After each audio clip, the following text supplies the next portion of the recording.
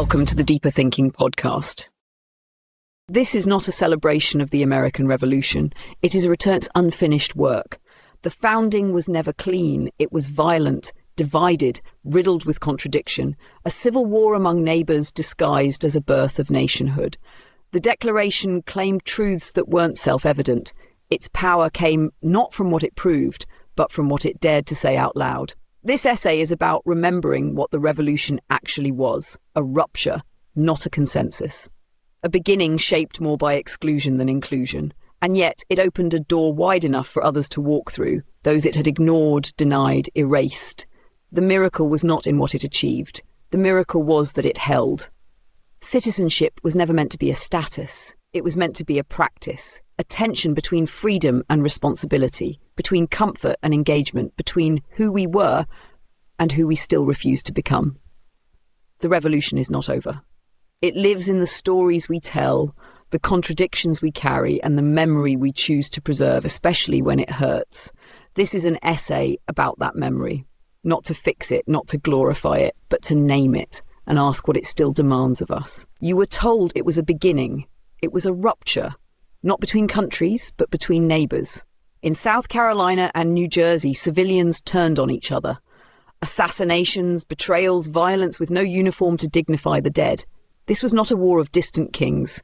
It was a war inside families. The American Revolution was a civil war long before it became a nation-state mythology. People lived under monarchy, not just by force, but by consent. To refuse that structure was not just rebellion. It was treason against the known world. When Jefferson's Declaration was signed, it was not a nation that was born, it was a sentence handed down. You had to choose, and you could be killed for choosing wrong. We talk about ideals, but the beginning was not ideal. It was guerrilla action, bayonets, fear. Villages turned into battlefields, not by foreign invaders, but by neighbours who had become ideological strangers. There were no photographs, no reels, just bodies and rumours. History cleansed what memory cannot carry. The wigs, the breaches, the powdered formality, all a disguise for the blood. Foreign powers played chess while Americans bled on their porches. France supported the cause only once it looked winnable. Spain and the Dutch joined in to hurt the British more than to help the colonists. This wasn't just revolution. It was opportunity. The collapse of empire was a window. The question was, who would crawl through it? To call it noble is not wrong, but it is incomplete. The nobility was born through sacrifice, not abstraction, through hunger, fear, and death. Not just of soldiers, but of citizens. There is no clean version of how this began. Only a chorus of fractures that somehow aligned for a moment, long enough to write something down. And even then, not everyone agreed to read it. The United States is not held together by land, race, or bloodline, but by words. This alone makes it an experiment without precedent. A nation founded not on shared origin, but on shared declaration. The second sentence of that declaration did more than assert, it invented. We hold these truths to be self-evident was not an observation, it was a dare. There was nothing self-evident about equality in 1776. It was not felt, not practiced, not distributed. But to claim it as obvious was to make it operative. That is the lawyer's trick Jefferson used. Say it's obvious and dare the world to live as if it were. That sentence beside I love you may be the most powerful in the English language because it made a new category of human, the citizen. The words have done more than the armies. They outlasted the bayonets, outlived the treaties, reached further than the borders. They inspired revolutions in countries that never saw our soil, not because they were perfect, but because they were porous. The ambiguity of pursuit of happiness, the open door of a more perfect union, these are not conclusions, they are scaffolds. Jefferson's genius was not just articulation, but misdirection.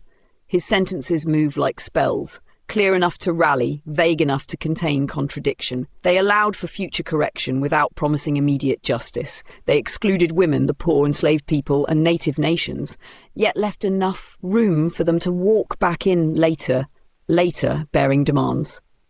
The words never closed. We are still governed by those words, even when we defy them, because to discard them would require replacing them with something more true, and we haven't.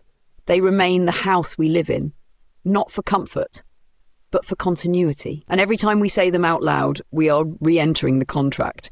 even if our lives fail to fulfill it. The sentence still stands. We were never one. At no point in the founding was there consensus. Not at Lexington, not in Philadelphia, not even after the signing. Unity was the slogan, not the state. What emerged was provisional, fragile, and uneven. A quarrel among Englishmen that became a nation among strangers. Each colony thought of itself as a separate country. New Hampshire and Georgia shared almost nothing. Not dialect, not trade, not temperament. The revolution forced proximity, not harmony. The phrase United States began as a suggestion, proposed anonymously under the name Republicus. Even naming ourselves was contested. The myth of early unity obscures the actual miracle, that anything held at all. Beneath the Enlightenment's ideals were divisions as deep as the fault lines of civil war. Loyalists believed monarchy was the only sane structure. Patriots believed liberty meant rupture. Many believed nothing at all, just hoping to survive the shifting tides of control. This wasn't just political conflict, it was structural mistrust. People were not merely choosing sides, they were choosing futures they could not see. The uncertainty bled into every farm, every port, every home. The cost of being wrong was not just ideological, it was personal. It could mean losing everything, including your neighbours. And still, out of this, something held. Not perfectly, not purely, but held. The founding was not a moment of collective arrival. It was a moment of suspended disbelief, a pause long enough to write the first line. Not in unison, but with enough willingness to continue. The miracle was not agreement, it was endurance. Most of the people who made the revolution happen will never be named. They had no portraits, no titles, no documented lineage. They did not write declarations.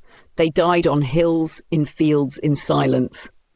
Some were promised freedom and never received it. Some were enslaved and fought anyway. Some were children. And still they shaped what followed more than most who made the record.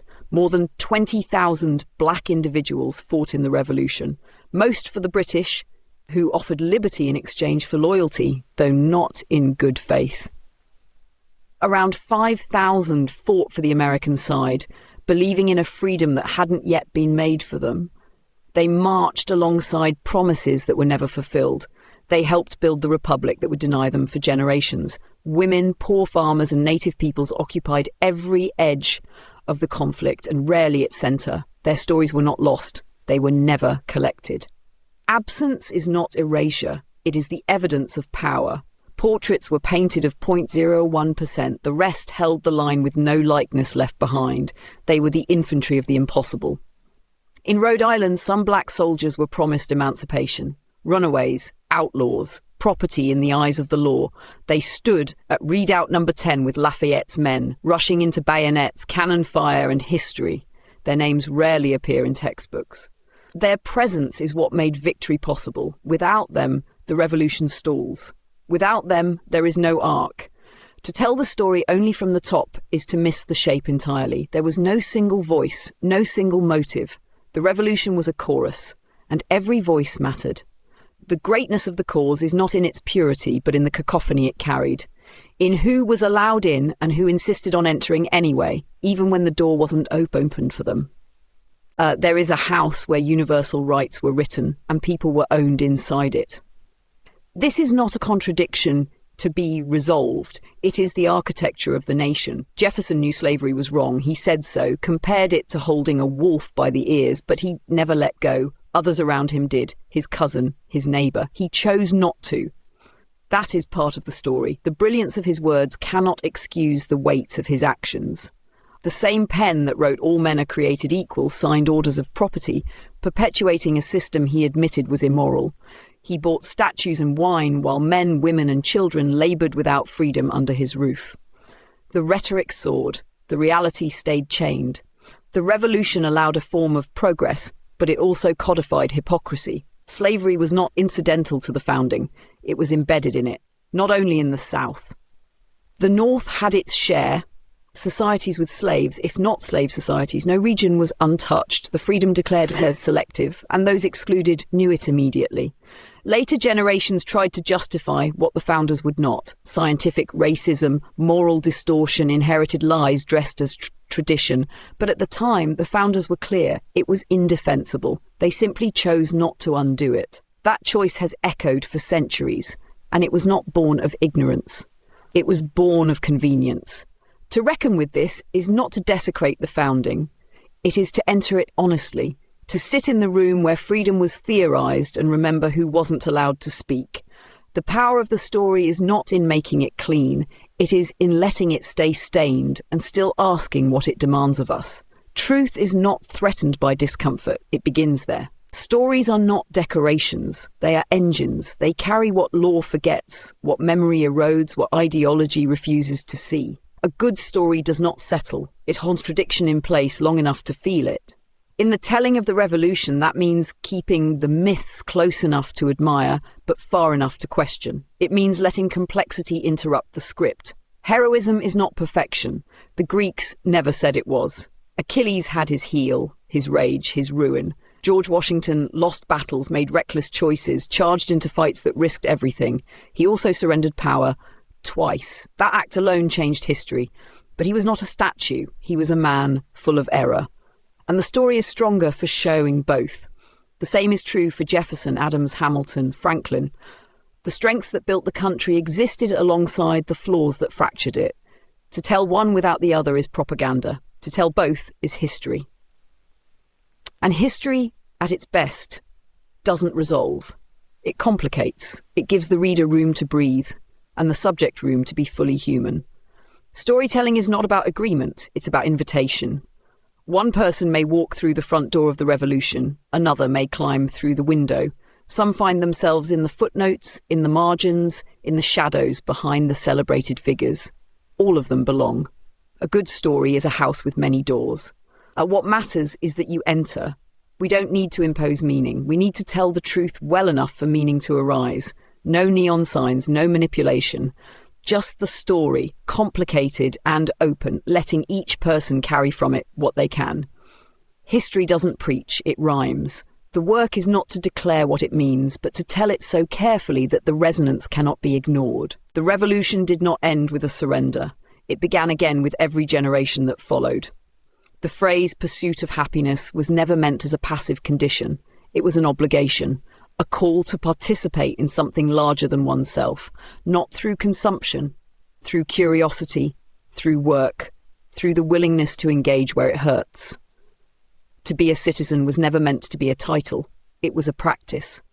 The founders believed virtue was not private but public, that lifelong learning was required to sustain liberty, that freedom without education would collapse into indulgence or tyranny.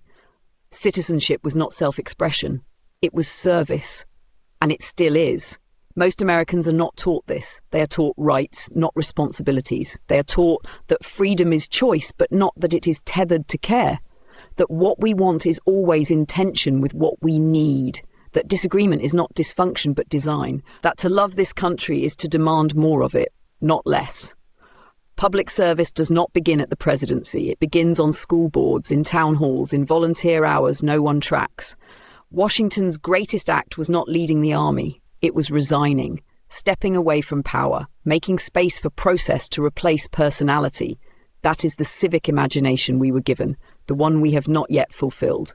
The revolution lives where responsibility lives, where people choose to stay in the conversation even when it's uncomfortable, where disagreement leads to discernment, where compromise is not cowardice but courage. A more perfect union is not a promise. It is a direction. And the only way to face it is forward, together, again, every time.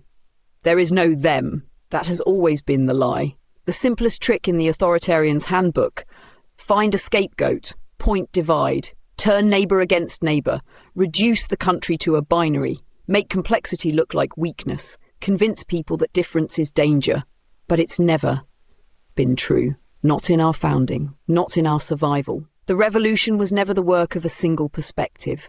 It was a wagon wheel, each spoke reaching from a different place, converging at a shared centre. The power of the Republic comes not from uniformity, but from friction that doesn't collapse. The story only works when everyone has a voice, even when those voices disagree, especially then. Democracy begins to rot when we forget that, when we retreat into camps, when we mistake simplification for strength. But this country was not founded on easy agreement. It was born in dispute.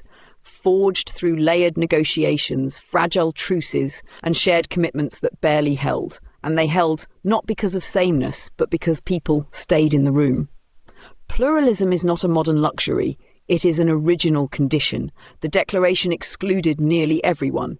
Yet its words were so alive they made space for those it ignored. Women, the poor, Black Americans, Indigenous people, they read themselves into it because the words had enough air inside them, enough vagueness, enough room. To erase diversity is to weaken the very structure we were given. It is not inclusion that threatens democracy. It is forgetting that it was always a chorus. Many voices, unresolved harmony, shared purpose. The problem was never that we had too many perspectives. It was when we believed there should be only one, and forgot that ours was never it alone. We want it to be clean, a beginning, a founding, a set of principles etched in certainty. But history doesn't work that way. It erodes, it decays, it survives through effort, not permanence. The story of the revolution is not preserved in marble.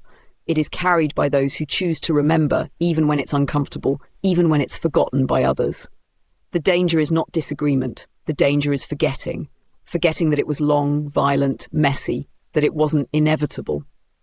That the war outlasted the moment, 6.5 years of combat, 2 more before the British fully left. And even then, what followed was not clarity. It was compromise, improvisation, repair. Time flattens, memory simplifies, but the cost was never simple. Sentimentality is not memory, it is its mask. When we celebrate without reckoning, we empty meaning from the ritual. Fireworks without reflection become noise. Jefferson wanted us to reread the Declaration every year, not for nostalgia but for nourishment, because the words don't stay alive unless we say them out loud, together, even when they accuse us. Today, attention fragments. History becomes content. Complexity feels like too much, but it isn't. The best stories we know, the ones we binge, return to, repeat, are deep, demanding. The audience isn't the problem, the containers are. When given the chance, people will sit with what matters. They always have. This story is not finished. It is not settled. It is not sacred in the way we think sacred means. It is sacred because it calls us back, over and over, to what we have not done, to what remains unfinished, to what still matters. The revolution is not an artifact. It is a responsibility. The risk is not that we remember it poorly. The risk is that we stop remembering at all.